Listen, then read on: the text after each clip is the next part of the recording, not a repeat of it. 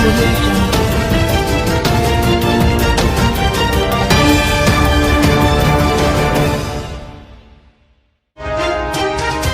अवामी time news में खबर शामिल कंदा हलूं। हालानी भरसां ॻोठ सोबो खान चांग में पीपी अॻवान हाजी इमदाद अली चांग जी राशगाह ते अॻूणे सूबाई वज़ीर ज़ियाउल हसन लंजार जी आमद।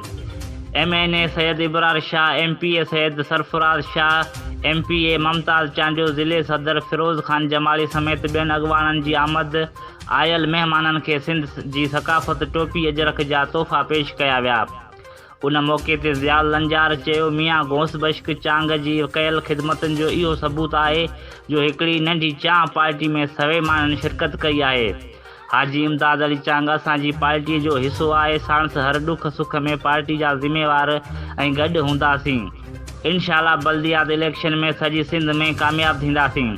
सरदार गुल हसन मशहूरी, शाह मोहम्मद चांग, हाजी गुलाम जान बिरोई, उस्ताद अब्दुल रज़ाक जलबानी ऐं ॿियनि महिमाननि खे अजरक टोपी पाराए मथां गुल निछावर करे शानदार इस्तक़बाल कयो। हाजी इमदाद चांग जे चाहींदड़नि समेत PP जे उहिदेदारनि वर्करनि वॾे अंग में शिरकत कई।